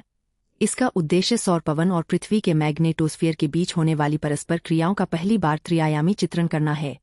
इससे चुंबकीय पुनर्संयोजन, मैग्नेटिक रिकनेक्शन जैसी अंतरिक्षीय घटनाओं को समझने में सहायता मिलेगी। उपकरण। 1 light ion analyser, 2 magnetometer, 3 soft x-ray imager, 4 ultraviolet aurora imager. Soft x-ray imager (SXI) यह दुनिया का पहला अंतरिक्ष आधारित सॉफ्ट एक्सरे इमेजर है, जिसका उद्देश्य पृथ्वी के मैग्नेटोस्फीयर की पहले अदृश्य सीमाओं का अवलोकन करना है। 7 अप्रैल 2007 ज्वानबुल्क प्रभाव। हाल ही में वैज्ञानिकों ने नासा के मेवन मिशन के आंकड़ों का उपयोग करके पहली बार ज्वानबुल्क प्रभाव को केवल मैग्नेटोस्फीयर में ही नहीं, बल्कि किसी ग्रह के वायुमंडल में भी देखा है। मावेन का पूरा नाम Mars atmosphere and volatile evolution है।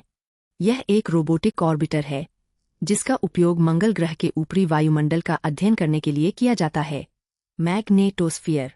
यह किसी ग्रह के चारों ओर स्थित वह क्षेत्र होता है जहां उस ग्रह का चुंबकीय क्षेत्र प्रभावी होता है। ज्वानबुल्क प्रभाव के बारे में। यह एक ऐसी प्रक्रिया है जिसमें विद्युत रूप से आवेशित कणों को प्लाज्मा ट्यूब नामक चुंबकीय संरचना के माध्यम से दबाया जाता है। इसकी तुलना टूथपेस्ट की ट्यूब को दबाने से की जा सकती है। यह प्रभाव ग्रह के चारों ओर बहने वाली सौर पवन को नियंत्रित करने में महत्वपूर्ण भूमिका निभाता है।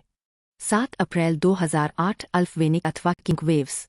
हाल ही में अल्पवेनिक अथवा किंग तरंगों पर किए गए एक नए अध्ययन से सूर्य के कोरोना के अत्यधिक उच्च तापमान के कारणों को समझने में सहायता मिली है। सौर कोरोना, यह सूर्य के वायुमंडल की सबसे बाहरी परत है जो सूर्य की सतह से लाखों किलोमीटर दूर अंतरिक्ष तक फैली हुई है। तापमान विरोधाभास, कोरोना का तापमान लगभग 10 लाख डिग्री सेल्सियस तक पहुंच जाता है, जबकि सूर्य की सतह या फोटोस्फीयर का तापमान लगभग 5500 डिग्री सेल्सियस होता है।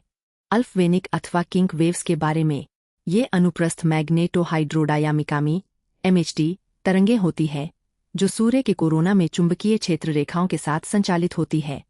इनके कारण कोरोनल प्लाज्मा संरचनाओं में पार्श्वीय दोलन उत्पन्न होता है। ये तरंगें कोरोना के अत्यधिक तापमान के कारणों को समझने में महत्वपूर्ण भूमिका निभाती है। 7 अप्रैल 2009 वेला सुपर क्लस्टर, वैज्ञानिकों ने पहली बार वेला सुपर क्लस्टर के विस्तार का मानचित्रण किया है। वेला सुपर क्लस्टर के बारे में, यह कम से कम 20 आकाशगंगा समूहों का एक विशाल समूह है। इनमें से प्रत्येक समूह में सैकड़ों या हजारों आकाशगंगाएं होती है जो गुरुत्वाकर्षण बल के कारण एक दूसरे से जुड़ी रहती है। यह लगभग 300 मिलियन प्रकाशवर्ष तक फैला हुआ है और इसमें लगभग 30 मिलियन अरब सूर्यों के बराबर द्रव्यमान मौजूद है। यह पृथ्वी से लगभग 800 मिलियन प्रकाशवर्ष दूर स्थित जोन ऑफ अवॉइडेंस ज़ोए नामक क्षेत्र में स्थित है। जोन ऑफ अवॉइडेंस ज़ोए, यह रात्रि आकाश के लगभग 20% हिस्से को घेरता है। यह क्षेत्र आकाशगंगा की धूल और तारों से ढका रहता है, जिसके कारण दूरस्थ आकाशगंगाओं का अवलोकन करना कठिन हो जाता है। यह लानियाकिया सुपर क्लस्टर से भी अधिक विशाल है और इसमें हमारी आकाशगंगा भी शामिल है। 7 अप्रैल 2006 solar wind magnetosphere ionosphere link explorer smile mission. Smile mission को यूरोप के फ्रेंच गयाना, दक्षिण अमेरिका स्थित प्रक्षेपण केंद्र से वेगासी रॉकेट की सहायता से सफलतापूर्वक प्रक्षेपित किया गया। स्माइल मिशन के बारे में, संयुक्त मिशन, यह यूरोपीय अंतरिक्ष एजेंसी ESA और Chinese academy of sciences CAS का संयुक्त मिशन है।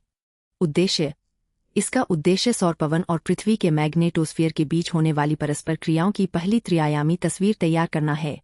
इससे मैग्नेटिक रिकनेक्शन जैसी अंतरिक्षीय घटनाओं को समझने में सहायता मिलेगी। उपकरण: 1 light ion analyser, 2 magnetometer, 3 soft x-ray imager, 4 ultraviolet aurora imager. दुनिया का पहला अंतरिक्ष आधारित सॉफ्ट एक्सरे इमेजर SXI। इसका उद्देश्य पृथ्वी के मैग्नेटोस्फीयर की पहले अदृश्य सीमाओं का अध्ययन करना है। 7 अप्रैल 2007 ज्वानबुल्क प्रभाव। हाल ही में वैज्ञानिकों ने नासा के मेवन मिशन के आंकड़ों का उपयोग करके पहली बार ज्वानबुल्क प्रभाव को केवल मैग्नेटोस्फीयर में ही नहीं बल्कि किसी ग्रह के वायुमंडल में भी देखा है। Maven Mars atmosphere and volatile evolution एक रोबोटिक ऑर्बिटर है जिसका उपयोग मंगल ग्रह के ऊपरी वायुमंडल का अध्ययन करने के लिए किया जाता है। मैग्नेटोस्फीयर किसी ग्रह के चारों ओर का वह क्षेत्र होता है जहां ग्रह का चुंबकीय क्षेत्र प्रभावी रहता है। ज्वानबुल्क प्रभाव के बारे में, यह एक ऐसी प्रक्रिया है जिसमें विद्युत रूप से आवेशित कणों को प्लाज्मा ट्यूब नामक चुंबकीय संरचना द्वारा दबाया जाता है।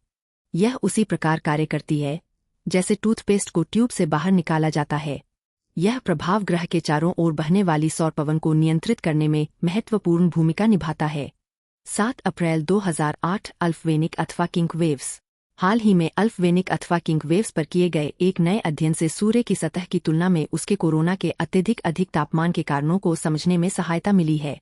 सोलर कोरोना, यह सूर्य के वायुमंडल की सबसे बाहरी परत है जो सूर्य की सतह से लाखों किलोमीटर ऊपर अंतरिक्ष में फैली हुई है। तापमान विरोधाभास, कोरोना का तापमान लगभग 10 लाख डिग्री सेल्सियस तक पहुंच जाता है, जबकि सूर्य की सतह या फोटोस्फीयर का तापमान लगभग 5500 डिग्री सेल्सियस होता है। अल्पवेनिक अथवा किंग वेव्स के बारे में, ये अनुप्रस्थ मैग्नेटोहाइड्रोडायामिकामी MHD तरंगें होती हैं जो सूर्य के कोरोना में चुंबकीय क्षेत्र रेखाओं के साथ चलती है। इनके कारण कोरोनल प्लाज्मा संरचनाओं में पार्श्वीय दोलन उत्पन्न होता है। ये तरंगें कोरोनल हीटिंग की प्रक्रिया को समझने में महत्वपूर्ण भूमिका निभाती हैं। 7 अप्रैल 2009 वेला सुपर क्लस्टर। वैज्ञानिकों ने पहली बार वेला सुपर क्लस्टर के विस्तार का मानचित्रण किया है। वेला सुपर क्लस्टर के बारे में, यह कम से कम 20 आकाशगंगा समूहों का एक समूह है।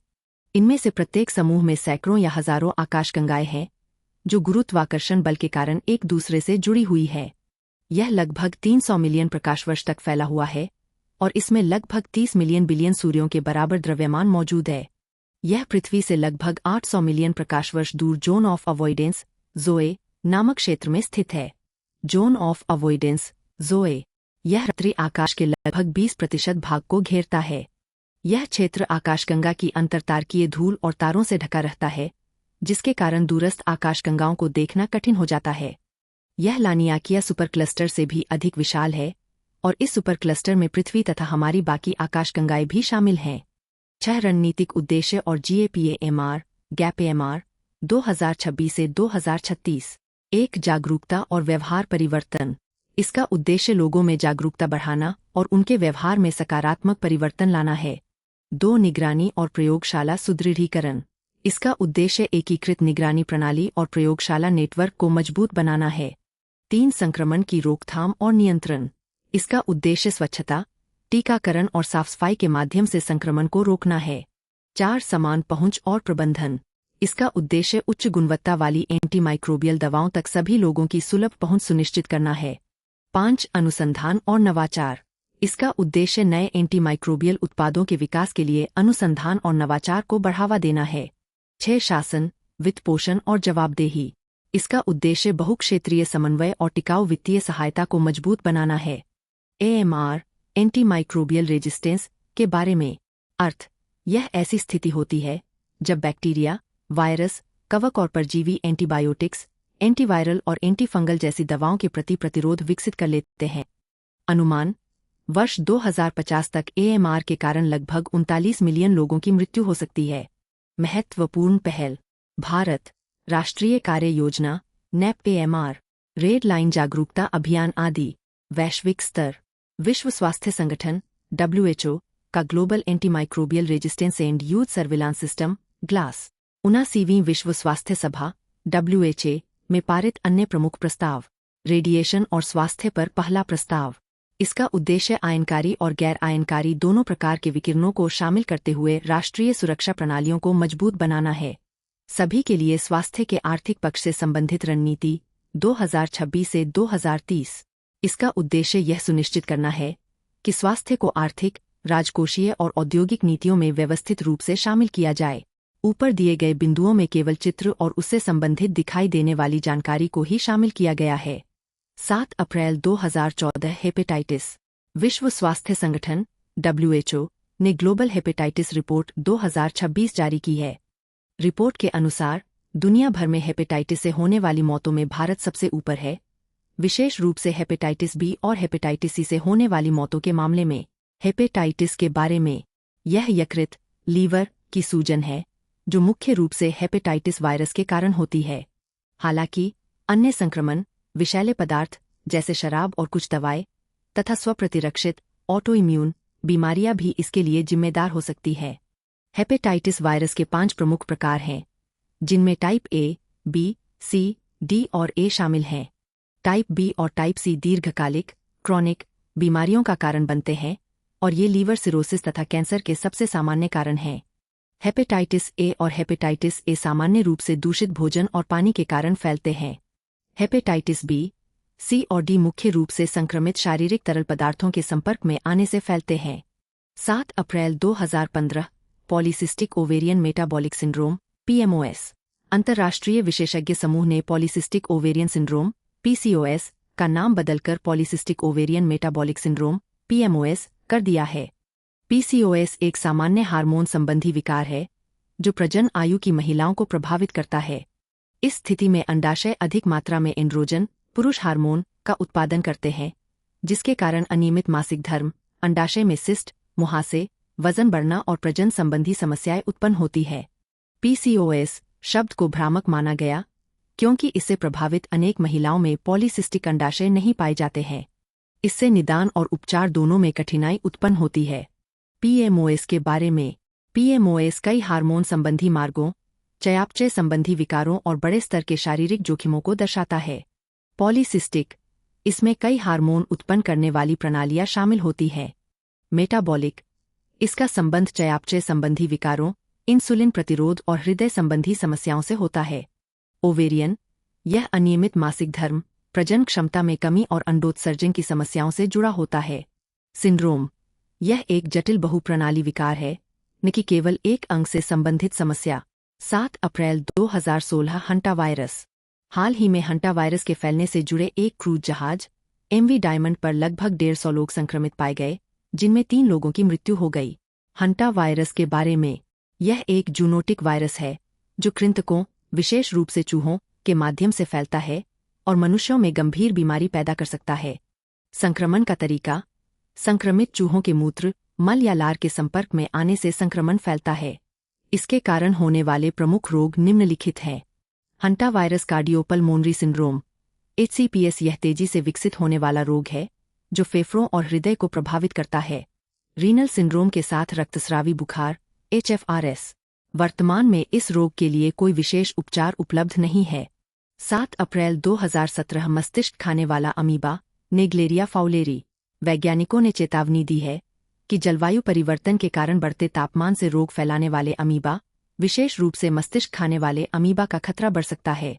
मस्तिष्क खाने वाले अमीबा के बारे में, यह विश्वभर में मिट्टी, गर्म मीठे पानी की झीलों, नदियों, तालाबों और गर्म झरनों में पाया जाता है। यह नाक के माध्यम से शरीर में प्रवेश करता है और मस्तिष्क के ऊतकों पर हमला करता है। इसके कारण प्राइमरी अमीबिक मेनिंगोएन्सेफेलाइटिस PAM नामक संक्रमण हो सकता है। PAM केंद्रीय तंत्रिका तंत्र का एक दुर्लभ लेकिन अत्यंत घातक संक्रमण है जो बहुत तेजी से फैलता है। 7 अप्रैल 2018 आयुष ग्रिड पहल। आयुष ग्रिड पहल के अंतर्गत आयुष अनुदान पोर्टल शुरू किया गया है। इसका उद्देश्य अनुदान प्रस्तावों को प्रस्तुत करने, उनकी प्रक्रिया पूरी करने, स्वीकृति देने और उनकी निगरानी की पूरी व्यवस्था का डिजिटलीकरण करना है। आयुष ग्रिड पहल के बारे में, आयुष क्षेत्र के लिए एक समेकित, पारदर्शी और नागरिक केंद्रित डिजिटल पारिस्थितिकी तंत्र विकसित करने के उद्देश्य से आयुष मंत्रालय ने वर्ष 2018 में इस डिजिटल पहल की शुरुआत की थी। पहल के अंतर्गत आयुष अस्पताल प्रबंधन सूचना प्रणाली AHMIS, ई-औषधि सहित अनेक डिजिटल मंच विकसित किए गए हैं। यह Ayushman Bharat digital mission ABDM के अनुरूप कार्य करता है। इसके अंतर्गत शिक्षा, अनुसंधान, औषधीय पौधों का प्रबंधन, दवा विनियमन तथा अन्य संबंधित क्षेत्रों को शामिल किया गया है। यह विज्ञापन है, इसे छोड़ दें। 8 संस्कृति 8.1 भोजशाला मंदिर। खबरों में क्यों? मध्य प्रदेश उच्च न्यायालय ने धार स्थित भोजशाला कमाल मौला मस्जिद परिसर को प्राचीन स्मारक और पुरातत्व स्थल तथा अवशेष अधिनियम अमश्र 1958 के अंतर्गत संरक्षित स्मारक घोषित किया है। माना जाता है कि मूल रूप से यह एक हिंदू मंदिर था। समाचार के बारे में अधिक जानकारी। न्यायालय ने भारतीय पुरातत्व सर्वेक्षण ASI के वर्ष 2003 के उस आदेश को निरस्त कर दिया जिसके अनुसार हिंदुओं को केवल कुछ विशेष दिनों में पूजा करने की अनुमति दी गई थी और मुस्लिम समुदाय को शुक्रवार के दिन नमाज अदा करने की अनुमति दी गई थी। भारतीय पुरातत्व सर्वेक्षण ASI इस परिसर के पर्यवेक्षण, प्रशासन, संरक्षण और प्रबंधन का कार्य करता रहेगा। न्यायालय ने भारतीय पुरातत्व सर्वेक्षण की 94 मूर्तियों और 150 से अधिक संस्कृत शिलालेखों के आधार पर यह माना कि इस स्थान का निर्माण राजा भोज ने वर्ष 1034 ईस्वी में करवाया था और बाद में इसे मस्जिद में परिवर्तित कर दिया गया। उच्च न्यायालय ने कहा कि यह मामला संविधान के अनुच्छेद 25 और अनुच्छेद 26 के अंतर्गत प्राप्त पूजा के मौलिक अधिकार की सुरक्षा से जुड़ा हुआ है। भोजशाला मंदिर के बारे में। स्थापना। इसका निर्माण 11वीं शताब्दी में मध्य प्रदेश के धार क्षेत्र में परमार शासक राजा भोज द्वारा करवाया गया था। बाद में मुस्लिम शासकों ने इसका नाम बदलकर कमाल मौला मस्जिद रख दिया। देवी। यह स्थान देवी वाग्देवी सरस्वती और अंबिका को समर्पित था। न्यायालय ने सरकार को लंदन के एक संग्रहालय में रखी गई देवी सरस्वती की प्राचीन प्रतिमा को वापस लाने के लिए औपचारिक प्रयास करने का निर्देश दिया है। प्रमुख विशेषताएं। यह एक प्रसिद्ध शिक्षण संस्थान और संस्कृति के अध्ययन का केंद्र था जिसे सरस्वती सदन या भारती भवन के नाम से भी जाना जाता था। यहाँ प्राप्त शिलालेखों में भगवान विष्णु के कूर्मावतार और नरसिंह अवतार से संबंधित स्तुतियां अंकित हैं। कूर्मष्टक नामक शिलालेख, जिसे प्रसिद्ध जैन विद्वान आशाधर के शिष्य और शाही शिक्षक मदन ने लिखा था, यहाँ प्राप्त हुआ है। इसमें परमारों और चालुक्यों के बीच हुए संघर्षों का उल्लेख मिलता है जो बाद में विवाह संबंधों के कारण समाप्त हो गए थे। यहाँ संस्कृत व्याकरण से संबंधित जानकारी देने वाले 2 स्तंभीय शिलालेख भी प्राप्त हुए हैं। अनुष्टुप छंद में लिखे गए 2 संस्कृत श्लोक भी प्राप्त हुए हैं। इनमें से एक में परमार वंश के राजा उदयादित्य और नरवर्मन की प्रशंसा की गई है, जबकि दूसरा शिलालेख उदयादित्य को समर्पित है। राजा भोज 1000 ईस्वी से 1055 ईस्वी के बारे में। समकालीन शासक। राजेंद्र प्रथम चोल वंश के प्रमुख शासक थे। उन्होंने गंगैकोंडचोलपुरम में प्रसिद्ध मंदिर का निर्माण करवाया था। विजय अभियान। राजा भोज ने लाट क्षेत्र, वर्तमान गुजरात, कोंकण के शिलाहारों और शाकंभरी के चाहमानों को पराजित किया था। उन्होंने त्रिपुरी के कलचुरियों और चंदेल शासकों के बीच अपनी शक्ति को और अधिक मजबूत बनाया था। उन्होंने परमेश्वर परम भट्टारक की उपाधि धारण की थी।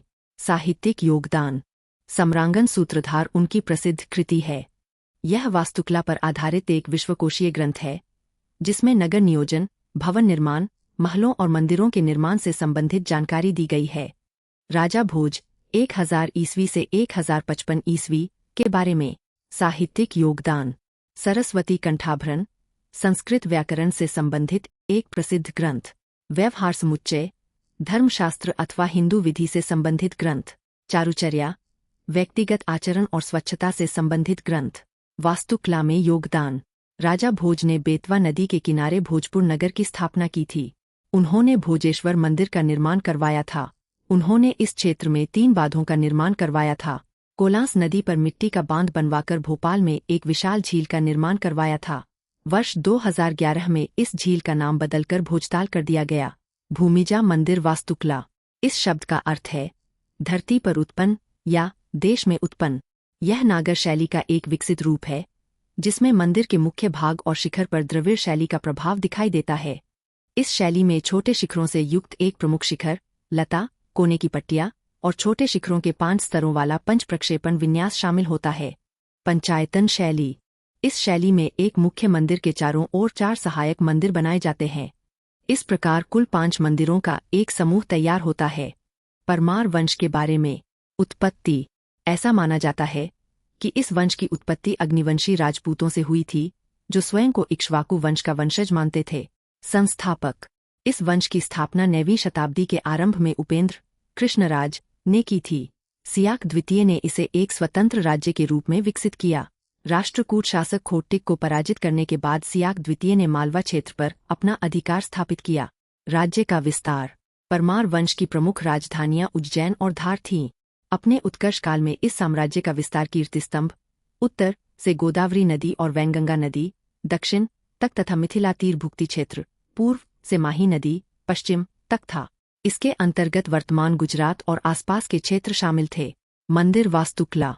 परमार काल के अधिकांश मंदिर भूमिजा शैली और पंचायतन शैली पर आधारित थे। 8.2 पद्म पुरस्कार 2026। खबरों में क्यों? हाल ही में भारत के राष्ट्रपति ने राष्ट्रपति भवन में आयोजित नागरिक अलंकरण समारोह में वर्ष 2026 के लिए पद्म पुरस्कार प्रदान किए। पद्म पुरस्कारों के बारे में। शुरुआत। इन पुरस्कारों की शुरुआत वर्ष 1954 में हुई थी। ये भारत के सर्वोच्च नागरिक सम्मानों में शामिल हैं। प्रारंभ में पद्म विभूषण पुरस्कार की 3 श्रेणियां थीं। वर्ष 1955 में इनका नाम बदलकर पद्म विभूषण, पद्म भूषण और पद्मश्री कर दिया गया। भारतीय संविधान के अनुच्छेद 18 के अनुसार ये उपाधियां नहीं हैं और इन्हें किसी व्यक्ति के नाम के साथ नहीं जोड़ा जा सकता है। ये पुरस्कार कला, विज्ञान, साहित्य, खेल, चिकित्सा, सामाजिक सेवा और सार्वजनिक जीवन जैसे विभिन्न क्षेत्रों में उत्कृष्ट योगदान के लिए दिए जाते हैं। पुरस्कारों की श्रेणियां। पद्म विभूषण असाधारण और विशिष्ट सेवा के लिए दिया जाता है। पद्म भूषण उच्च कोटि की विशिष्ट सेवा के लिए दिया जाता है। पद्मश्री उल्लेखनीय सेवा के लिए दिया जाता है। पात्रता। ये पुरस्कार सभी नागरिकों के लिए उपलब्ध है, चाहे उनकी जाति, पेशा, पद या लिंग कुछ भी हो। डॉक्टरों और वैज्ञानिकों सहित सार्वजनिक क्षेत्र के उपक्रमों PSU के कर्मचारी भी इन पुरस्कारों के लिए पात्र होते हैं। सामान्य परिस्थितियों में ये पुरस्कार मरणोपरांत नहीं दिए जाते हैं, लेकिन विशेष परिस्थितियों में ऐसा किया जा सकता है। चयन प्रक्रिया। नामांकन और स्वनामांकन दोनों की व्यवस्था उपलब्ध है और आम नागरिक भी आवेदन कर सकते हैं। पद्म पुरस्कार समिति का गठन प्रतिवर्ष प्रधानमंत्री द्वारा किया जाता है। कैबिनेट सचिव इस समिति के अध्यक्ष होते हैं। इसके अतिरिक्त गृह सचिव, राष्ट्रपति के सचिव और 4 से 6 विशिष्ट व्यक्तियों को समिति में शामिल किया जाता है। समिति की सिफारिशों को अंतिम स्वीकृति के लिए प्रधानमंत्री और राष्ट्रपति के पास भेजा जाता है। निष्कर्ष। पद्म पुरस्कार देश के विभिन्न क्षेत्रों में उत्कृष्ट कार्य, निस्वार्थ सेवा और असाधारण योगदान को सम्मानित करते हैं। ये पुरस्कार समाज के सभी वर्गों के लोगों को समान अवसर प्रदान करते हैं और राष्ट्रीय एकता, सामाजिक सेवा तथा उत्कृष्टता की भावना को मजबूत करते हैं। 8.3 संक्षिप्त समाचार। 8 मार्च 2001 सोमनाथ मंदिर के पुनर्निर्माण की 75वीं वर्षगांठ। यह अवसर वर्ष 1026 ईस्वी में महमूद गजनवी द्वारा किए गए पहले आक्रमण के 1000 वर्ष पूरे होने का भी प्रतीक है। सोमनाथ मंदिर के बारे में 12 ज्योतिर्लिंगों में से एक। ज्योतिर्लिंग का अर्थ प्रकाश का स्तंभ या प्रकाश का प्रतीक होता है। स्थान, यह मंदिर गुजरात के प्रभास पाटन में स्थित है। साहित्यिक स्रोत, इस मंदिर का उल्लेख द्वादश ज्योतिर्लिंग स्तोत्र, स्कंद पुराण, प्रभासखंड, ऋग्वेद और भागवत पुराण में मिलता है। पौराणिक कथा, ऐसा माना जाता है कि चंद्रदेव ने अपने श्राप से मुक्ति पाने के लिए यहाँ भगवान शिव की उपासना की थी। सोमनाथ शब्द का अर्थ चंद्रमा का स्वामी होता है। संबंधित दार्शनिक संप्रदाय, 1 शैववाद, 2 पाशुपतवाद, 3 शाक्तवाद। विदेशी यात्रियों का उल्लेख, अरब यात्री अलबिरूनी ने अपने विवरण में इस मंदिर का उल्लेख किया है। वास्तुकला, इस मंदिर का निर्माण चालुक्य शैली में किया गया है, जिसे कैलाश महामेरु प्रसाद शैली भी कहा जाता है। विशेषताएं, 1 वेसर शैली, जिसमें नागर शैली और द्रविड़ शैली दोनों के तत्व शामिल हैं। 2 शिखर, 3 गर्भगृह, 4 सभा मंडप, 5 नृत्य मंडप, 6 पारंपरिक नक्काशी, 7 एक विशाल स्तंभ जो दक्षिण ध्रुव की दिशा को दर्शाता है। सामग्री, इस मंदिर का निर्माण बलुआ पत्थर से किया गया है। पुनर्निर्माण, 1 12वीं शताब्दी में कुमारपाल द्वारा, 2 13वीं शताब्दी में जूनागढ़ के शासक द्वारा, 3 18वीं शताब्दी में अहिल्याबाई होलकर द्वारा, 4 वर्ष 1951 में डॉ. राजेंद्र प्रसाद द्वारा प्राण प्रतिष्ठा संपन्न कराई गई। इस मंदिर के पुनर्निर्माण की प्रक्रिया वर्ष 1947 में सरदार पटेल द्वारा प्रारंभ की गई थी। 8 मार्च 2002 चोल ताम्रपत्र, प्रधानमंत्री की नीदरलैंड यात्रा के दौरान नीदरलैंड ने भारत को 11वीं शताब्दी के चोल ताम्रपत्र वापस सौंप दिए। इन ताम्रपत्रों को लीडेन कॉपर प्लेट्स के नाम से जाना जाता है, क्योंकि इन्हें लीडेन विश्वविद्यालय में संरक्षित रखा गया था। इस वापसी से दोनों देशों के बीच रणनीतिक साझेदारी और अधिक मजबूत हुई है। लीडेन ताम्रपत्रों के बारे में, इनमें 21 ताम्रपत्र और 3 छल्ले शामिल हैं, जो चोल राजा राजेंद्र प्रथम की राजमुद्रा से जुड़े हुए हैं। इन पर चोल राजाओं की मुद्राएं अंकित है, जिनमें चोल वंश का प्रतीक चिन्ह भी शामिल है। भाषा, इन ताम्रपत्रों में तमिल और संस्कृत भाषा का प्रयोग किया गया है। इन ताम्रपत्रों को वर्ष 1712 में डच मिशनरी फ्लोरेंटियस कैंपर नागापट्टिनम से नीदरलैंड लेकर गए थे। इनमें निम्नलिखित विषयों से संबंधित जानकारी दी गई है। 1 चोल प्रशासन व्यवस्था, 2 कर व्यवस्था, 3 भूमि सुधार, 4 सिंचाई प्रणाली, 5 व्यापारिक गतिविधियां। इनमें श्रीविजय शासकों द्वारा निर्मित बौद्ध विहारों के लिए अनुदान प्रदान किए जाने का भी उल्लेख है, जो दक्षिण पूर्व एशिया के साथ भारत के सांस्कृतिक और व्यापारिक संबंधों को दर्शाता है। ताम्रपत्र शिलालेखों के बारे में, ये प्रायः तांबे की चादरों पर उत्कीर्ण किए जाते थे और इन राजकीय मुहर लगी हुई अंगूठियां लगी होती थीं। इनका उपयोग सामान्यतः भूमि अनुदान, शाही आदेश, धार्मिक दान और अन्य प्रशासनिक अभिलेखों को सुरक्षित रखने के लिए किया जाता था। सबसे प्राचीन ज्ञात ताम्रपत्र शिलालेख सोहगौरा ताम्रपत्र माना जाता है। इस पर प्राकृत भाषा और ब्राह्मी लिपि का प्रयोग किया गया था। अधिकांश ताम्रपत्र दक्षिण भारत के राज्यों में प्राप्त हुए हैं। शाही चोल वंश 850 ईस्वी से 1279 ईस्वी। राजधानी, इनकी राजधानी पहले पुहार थी। संगम साहित्य में इसे कावेरीपत्तनम कहा गया है। यह चेर और पांड्य राज्यों के साथ एक प्रमुख तमिल राज्य था। प्रमुख शासक, 1 विजयालय चोल, संस्थापक, 2 परांतक चोल, मदुरैकोंडा, 3 राजराजा चोल प्रथम, जिन्होंने उत्तरी श्रीलंका और मालदीव पर विजय प्राप्त की, 4 राजेंद्र चोल प्रथम, जिन्होंने श्रीविजय साम्राज्य पर विजय प्राप्त की और गंगैकोंडचोलपुरम की स्थापना की। सांस्कृतिक संरक्षण, तमिल साहित्य का व्यापक विकास हुआ। नयनार संतों द्वारा कलिंगत्तुपर्णी और भक्ति रचना पेरिया पुराणम जैसे ग्रंथों की रचना की गई। वास्तुकला, 1 तंजावुर का बृहदीश्वर मंदिर, 2 गंगैकोंडचोलपुरम मंदिर। धातु मूर्तियां, तांबा, चांदी, सोना, टिन और सीसा जैसी 5 धातुओं के मिश्रण से बनी मूर्तियों का निर्माण किया जाता था। 8 मार्च 2003 कोरियाई युद्ध। कोरियाई युद्ध की 75वीं वर्षगांठ के अवसर पर सियोल, दक्षिण कोरिया के योंगिंजिक पार्क में भारतीय युद्ध स्मारक का उद्घाटन किया गया। यह स्मारक भारत की 60वीं पैराशूट फील्ड एम्बुलेंस और कस्टोडियन फोर्स के बलिदान और सेवा को समर्पित है। कोरियाई युद्ध के बारे में, द्वितीय विश्व युद्ध के बाद कोरिया को 38वें समानांतर 38th पैरेलल के आधार पर विभाजित कर दिया गया। उत्तर कोरिया को सोवियत संघ और चीन का समर्थन प्राप्त था। दक्षिण कोरिया को अमेरिका का समर्थन प्राप्त था। वर्ष 1950 में उत्तर कोरिया ने दक्षिण कोरिया पर आक्रमण कर दिया, जिसके परिणामस्वरूप यह युद्ध आरंभ हुआ। वर्ष 1953 के युद्ध विराम समझौते के बाद कोरियाई प्रायद्वीप को 38वें समानांतर के आधार पर विभाजित कर दिया गया और एक असैन्यीकृत क्षेत्र डीमिलिटराइज्ड जोन की स्थापना की गई। 8 मार्च 2004 अंतर्राष्ट्रीय बुकर पुरस्कार।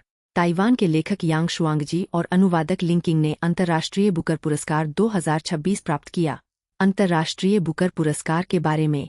यह पुरस्कार प्रत्येक वर्ष ऐसी पुस्तक को दिया जाता है जिसका अंग्रेजी भाषा में अनुवाद किया गया हो और जिसे यूनाइटेड किंगडम, यूके या आयरलैंड में प्रकाशित किया गया हो।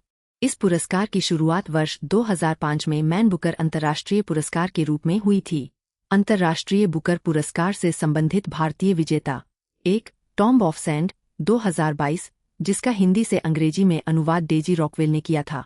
यह इस पुरस्कार को प्राप्त करने वाली पहली हिंदी कृति थी। 2. हार्ट लैम्प 2025, जिसका अनुवाद दीपा भस्ती ने किया था। यह इस पुरस्कार को प्राप्त करने वाली पहली कन्नड़ कृति थी। नोट: अंतर्राष्ट्रीय बुकर पुरस्कार से अलग है। बुकर पुरस्कार केवल अंग्रेजी भाषा में लिखी गई मूल कृतियों को दिया जाता है। 10 समाचार में योजनाएं। 10.1 समग्र शिक्षा योजना, समग्र शिक्षा स्कीम। खबरों में क्यों? केंद्र सरकार ने विद्यालय शिक्षा के लिए संचालित समग्र शिक्षा योजना की अवधि बढ़ा दी है। यह योजना पहले 31 मार्च 2026 को समाप्त होने वाली थी, लेकिन अब इसे 16वें वित्त आयोग चक्र के लिए सक्षम प्राधिकरण द्वारा स्वीकृति मिलने या 30 सितंबर तक, जो भी पहले हो, बढ़ा दिया गया है। मुख्य उद्देश्य: 1. राष्ट्रीय शिक्षा नीति 2020 के प्रभावी कार्यान्वयन को सुनिश्चित करना। 2. शिक्षा का अधिकार RTE अधिनियम 2009 को लागू करना। 3. प्रारंभिक बाल्यावस्था देखभाल एवं शिक्षा 21 को मजबूत बनाना। 4. बुनियादी साक्षरता और संख्यात्मक ज्ञान FLN को बढ़ावा देना। 5. समावेशी, समग्र, गतिविधि आधारित शिक्षा और 21वीं सदी के कौशलों को प्रोत्साहित करना। 6. शिक्षा की गुणवत्ता और सीखने के परिणामों में सुधार करना। 7. विद्यालय शिक्षा में सामाजिक और लैंगिक असमानताओं को कम करना। 8. सभी स्तरों पर समानता और समावेशन सुनिश्चित करना। 9. राज्य शैक्षिक अनुसंधान एवं प्रशिक्षण परिषद SCERT और जिला शिक्षा एवं प्रशिक्षण संस्थान DIET को सशक्त बनाना। 10. बच्चों के लिए सुरक्षित, सहयोगी और सकारात्मक शैक्षिक वातावरण तैयार करना। 11. व्यावसायिक शिक्षा और कौशल विकास को बढ़ावा देना। समग्र शिक्षा योजना के बारे में। प्रारंभ: इस योजना की शुरुआत वर्ष 2018 में की गई थी। संबंधित मंत्रालय: इस योजना का संचालन शिक्षा मंत्रालय द्वारा किया जाता है। उद्देश्य: विद्यालय शिक्षा तक सभी की पहुंच को आसान बनाना, वंचित और कमजोर वर्गों को मुख्य धारा में शामिल करना तथा पूर्व प्राथमिक स्तर से लेकर कक्षा 12 तक शिक्षा की गुणवत्ता में सुधार करना। योजना का प्रकार: यह केंद्र प्रायोजित योजना है। क्रियान्वयन एजेंसियां: राज्य स्तर पर राज्य कार्यान्वयन सोसाइटी SIS के माध्यम से योजना का संचालन किया जाता है। राष्ट्रीय स्तर पर शिक्षा मंत्री की अध्यक्षता में एक संचालन परिषद GC और विद्यालय शिक्षा एवं साक्षरता विभाग के सचिव की अध्यक्षता में परियोजना अनुमोदन बोर्ड PAB कार्य करता है। वित्तीय साझेदारी: पूर्वोत्तर और हिमालयी राज्यों में केंद्र और राज्यों के बीच व्यय का अनुपात 90-10 है। विधानसभा रहित केंद्र शासित प्रदेशों को 100% केंद्रीय सहायता प्रदान की जाती है। अन्य राज्यों के लिए यह अनुपात 60-40 है। इस योजना में निम्नलिखित योजनाओं को शामिल किया गया है। 1. सर्व शिक्षा अभियान SSA। इसका उद्देश्य शिक्षा का अधिकार अधिनियम 2009 के अनुरूप बुनियादी ढांचे का विकास करना और प्रारंभिक शिक्षा को सार्वभौमिक बनाना है। 2. राष्ट्रीय माध्यमिक शिक्षा अभियान RMSA। इसका उद्देश्य माध्यमिक शिक्षा की पहुंच और गुणवत्ता को बढ़ाना है। 3. शिक्षक शिक्षा योजना। इसका उद्देश्य विद्यालयों में शिक्षकों के प्रशिक्षण और शैक्षणिक सहायता के लिए आवश्यक बुनियादी ढांचे का विकास करना है। कवरेज: इस योजना के अंतर्गत सरकारी और सरकारी सहायता प्राप्त 11,60,000 विद्यालय, 15,56,00,000 से अधिक विद्यार्थी और लगभग 57 लाख शिक्षक शामिल हैं। समग्र शिक्षा योजना के मार्गदर्शक सिद्धांत: 1. एकीकृत शासन। 2. समग्र शिक्षा। 3. सहभागिता। 4. सार्वभौमिक पहुंच। 5. लैंगिक समावेशन। 6. शिक्षार्थी केंद्रित दृष्टिकोण। 7. नैतिक उत्तरदायित्व। 10.1 समग्र शिक्षा योजना जारी।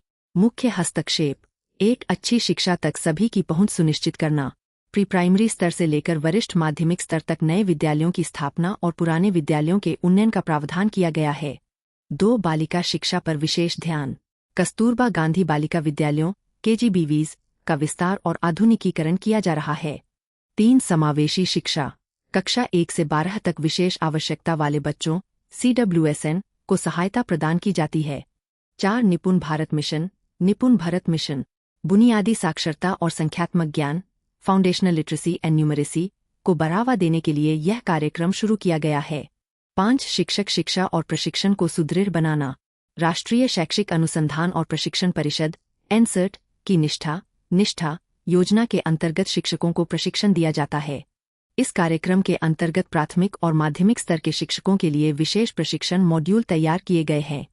6. नवाचार को बढ़ावा देना। परख की स्थापना की गई है। इसका पूरा नाम performance assessment, review and analysis of knowledge for holistic development है। होलिस्टिक प्रोग्रेस कार्ड HPC पुस्तकालय अनुदान और खेल अनुदान जैसी पहले शुरू की गई है। भाषा शिक्षकों की नियुक्ति को भी प्रोत्साहित किया गया है। 7. डिजिटल शिक्षा। सूचना एवं संचार प्रौद्योगिकी ICT प्रयोगशालाओं की स्थापना की जा रही है। स्मार्ट कक्षाओं और आभासी वर्चुअल कक्षाओं के माध्यम से शिक्षा को अधिक प्रभावी बनाया जा रहा है। 10.2 प्रधानमंत्री पोषण शक्ति निर्माण योजना PM पोषण स्कीम। खबरों में क्यों? केंद्र सरकार ने PM पोषण योजना की अवधि बढ़ा दी है। यह योजना 31 मार्च 2026 को समाप्त होने वाली थी, लेकिन अब इसे 30 सितंबर तक अथवा 16वें वित्त आयोग चक्र के लिए स्वीकृति मिलने तक बढ़ा दिया गया है। मुख्य उद्देश्य सरकारी और सरकारी सहायता प्राप्त विद्यालयों में पढ़ने वाले बच्चों के पोषण स्तर में सुधार करना, गरीब और वंचित वर्गों के बच्चों को नियमित रूप से विद्यालय आने के लिए प्रोत्साहित करना, बच्चों की सीखने की क्षमता तथा एकाग्रता में वृद्धि करना, सूखा प्रभावित क्षेत्रों में ग्रीष्मकालीन अवकाश के दौरान भी पोषण संबंधी सहायता प्रदान करना। योजना की मुख्य विशेषताएं।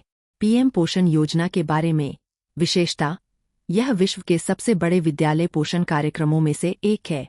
शुरुआत वर्ष 2021।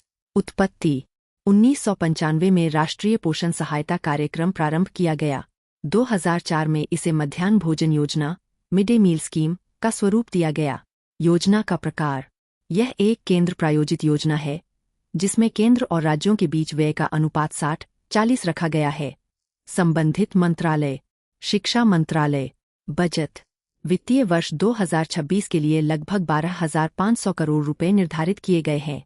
उद्देश्य: सरकारी और सहायता प्राप्त विद्यालयों में पढ़ने वाले विद्यार्थियों को प्रतिदिन गर्म भोजन उपलब्ध कराना। PM पोषण योजना के अंतर्गत प्रमुख प्रावधान: 1. बाल वाटिका को शामिल करना। प्राथमिक विद्यालयों के साथ साथ बाल वाटिका, पूर्व प्राथमिक कक्षाओं के बच्चों को भी गर्म भोजन उपलब्ध कराया जाता है। 2. तिथि भोजन। त्योहारों और विशेष अवसरों पर समुदाय के सहयोग से विशेष भोजन उपलब्ध कराया जाता है। 3. विद्यालय उद्यान। पोषण, पर्यावरण संरक्षण और व्यावहारिक शिक्षा को बढ़ावा देने के लिए विद्यालय परिसरों में बगीचे विकसित किए जाते हैं। राष्ट्रीय बाल स्वास्थ्य कार्यक्रम RBS के 2.0 मुख्य विशेषताएं।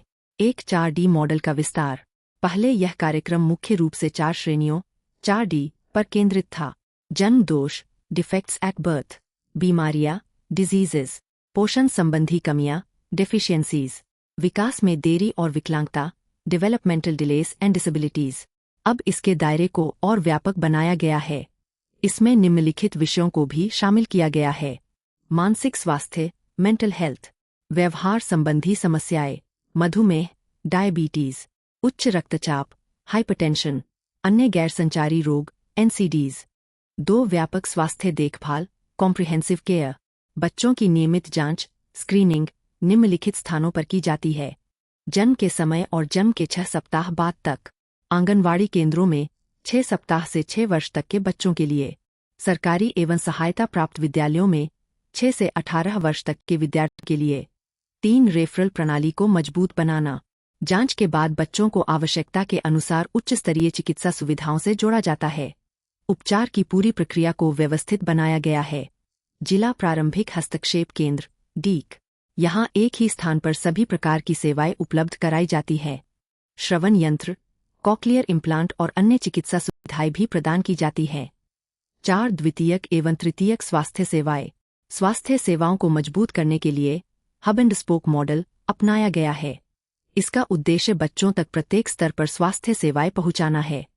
5. डिजिटलीकरण और निगरानी। डिजिटल स्वास्थ्य कार्ड जारी किए गए हैं। वास्तविक समय रियल टाइम में आंकड़ों की निगरानी की जाती है। स्वास्थ्य कार्डों को चाइल्ड ट्रैकिंग सिस्टम से जोड़ा गया है। 6. बहुक्षेत्रीय सहयोग। इस कार्यक्रम के अंतर्गत अनेक संस्थानों के बीच समन्वय स्थापित किया गया है, जैसे विद्यालय, आंगनवाड़ी केंद्र, स्वास्थ्य विभाग, महिला एवं बाल विकास विभाग। 7. सामाजिक एवं व्यवहार परिवर्तन संचार SBCC। इस पहल के अंतर्गत बच्चों में अच्छी स्वास्थ्य आदतों को विकसित किया जाता है, माता पिता और समुदाय को जागरूक बनाया जाता है, परिवारों को स्वास्थ्य संबंधी शिक्षा प्रदान की जाती है। RBS के 2.0 के प्रमुख घटक उद्देश्य समुदाय और परिवार की भागीदारी, साझा उत्तरदायित्व स्थापित करना, विस्तारित 4D दृष्टिकोण, स्वास्थ्य सेवाओं का दायरा बढ़ाना, मजबूत रेफरल प्रणाली, सेवाओं की पहुंच बढ़ाना, स्क्रीनिंग और उपचार समय पर उपचार उपलब्ध कराना, डिजिटल निगरानी प्रणाली, वास्तविक समय में निगरानी करना, बहुक्षेत्रीय समन्वय, विभिन्न विभागों में सहयोग बढ़ाना, व्यवहार परिवर्तन कार्यक्रम, स्वास्थ्य संबंधी जागरूकता फैलाना, स्वास्थ्य शिक्षा, बुनियादी स्वास्थ्य ज्ञान को बढ़ावा देना। महत्व: बच्चों के समग्र विकास को बढ़ावा मिलता है, बीमारी का समय रहते पता लगाया जा सकता है, परिवारों पर आर्थिक बोझ कम होता है, बच्चों के जीवन की गुणवत्ता में सुधार होता है। 11 खबरों में स्थान। भारत में समाचार। चित्र में भारत के विभिन्न राज्यों से संबंधित महत्वपूर्ण समसामयिक घटनाएं दिखाई गई है। इन्हें निम्न प्रकार से समझा जा सकता है। 1. गुजरात। आर्थिक मामलों की मंत्रिमंडलीय समिति CCEA ने वडीनगर में एक नए अंतर्राष्ट्रीय जहाज मरम्मत परिसर के निर्माण को मंजूरी दी है। इससे समुद्री व्यापार और बंदरगाह अवसंरचना को मजबूती मिलेगी। 2. उत्तराखंड। नेपाल ने भारत के लिपुलेख दर्रे से कैलाश मानसरोवर यात्रा को पुनः प्रारंभ किया। यह क्षेत्र भारत, नेपाल और चीन के बीच सामरिक दृष्टि से अत्यंत महत्वपूर्ण माना जाता है। नेपाल इस क्षेत्र पर 1816 की सुगौली संधि के आधार पर दावा करता है। 3. अरुणाचल प्रदेश। केंद्रीय पूर्वोत्तर क्षेत्र विकास एवं संचार मंत्री ने अरुणाचल प्रदेश की USP परियोजना का शुभारंभ किया। इस परियोजना का उद्देश्य क्षेत्रीय विकास को बढ़ावा देना है। 4. छत्तीसगढ़। राज्य सरकार की बिजली कंपनी ने लगभग 1742.6 हेक्टेयर वन भूमि पर कब्जा करने का प्रयास किया। इस प्रक्रिया में हस्तेवरण्य क्षेत्र के लगभग 4.48 लाख पेड़ काटे गए। 5. ओडिशा। एक अध्ययन में ओडिशा की भीतरकनिका वन्यजीव अभयारण्य भितरकनिका वाइल्ड लाइफ सैंक्चुएरी में माइक्रोप्लास्टिक और रासायनिक प्रदूषण की उपस्थिति का पता चला। 6. तेलंगाना। राज्य सरकार ने मूसी नदी पुनर्जीवन परियोजना मूसी रिवरफ्रंट डेवलपमेंट प्रोजेक्ट के दूसरे चरण के लिए दिशा निर्देश जारी किए हैं। 7. आंध्र प्रदेश। रक्षा मंत्री ने राज्य में advanced medium combat aircraft AMCA परियोजना की आधारशिला रखी। 8. तमिलनाडु। नीलगिरी जैवमंडल रिजर्व में हाथियों के एक समूह द्वारा एक बाघ को मारने की घटना दर्ज की गई। 9. मध्य प्रदेश। बोरासाना वन्यजीव क्षेत्र से संबंधित एक बाघ को सुरक्षित रूप से मध्य प्रदेश के कान्हा राष्ट्रीय उद्यान में स्थानांतरित किया गया। मानचित्र अभ्यास UPSC SSC के लिए मानचित्र पर निम्न स्थानों को अवश्य चिह्नित करें: लिपुलेख दर्रा उत्तराखंड, हस्तेवरण्य छत्तीसगढ़, भीतरकनिका राष्ट्रीय उद्यान ओडिशा, मूसी नदी तेलंगाना, नीलगिरी जैवमंडल रिजर्व तमिलनाडु, कान्हा राष्ट्रीय उद्यान मध्य प्रदेश। यह भाग प्रारंभिक परीक्षा प्रीलिम्स में मानचित्र आधारित प्रश्नों के लिए विशेष रूप से महत्वपूर्ण है। 11 खबरों में स्थान। विश्व में समाचार। चित्र में विश्व के विभिन्न देशों से संबंधित प्रमुख समसामयिक घटनाएं दिखाई गई है। इनके बारे में संक्षिप्त जानकारी नीचे दी गई है। कनाडा। राजधानी ओट्टावा। कनाडा में आयोजित G-7 सम्मेलन में भारत ने भाग लिया। इस सम्मेलन में वैश्विक अर्थव्यवस्था, जलवायु परिवर्तन और सुरक्षा जैसे मुद्दों पर चर्चा हुई। नीदरलैंड। राजधानी एम्स्टर्डम। NATO शिखर सम्मेलन के दौरान सदस्य देशों ने रक्षा व्यय को सकल घरेलू उत्पाद GDP के 5% तक बढ़ाने का प्रस्ताव रखा। जापान। राजधानी टोक्यो। भारत और जापान के बीच सामरिक साझेदारी को और मजबूत करने पर बल दिया गया। कोरिया गणराज्य। राजधानी सियोल। भारत और दक्षिण कोरिया ने रक्षा, विज्ञान और प्रौद्योगिकी जैसे क्षेत्रों में सहयोग बढ़ाने पर सहमति व्यक्त की। ईरान। राजधानी तेहरान। ईरान और इजराइल के बीच बढ़ते तनाव के कारण पश्चिम एशिया का क्षेत्र चर्चा में रहा। फिलीपींस राजधानी मनीला। फिलीपींस के पास समुद्र में एक जहाज के डूबने के बाद कई लोगों को बचाया गया। इंडोनेशिया राजधानी जकार्ता। इंडोनेशिया के उत्तरी समुद्री क्षेत्र में एक ज्वालामुखी में विस्फोट हुआ। वियतनाम राजधानी हनोई। भारत और वियतनाम के बीच डिजिटल तकनीक और समुद्री सहयोग पर समझौते हुए। तंजानिया राजधानी डोडोमा। भारत और तंजानिया के बीच व्यापारिक संबंधों को मजबूत करने पर चर्चा हुई। ओमान राजधानी मस्कट। ओमान भारत के लिए पश्चिम एशिया का एक महत्वपूर्ण साझेदार देश है।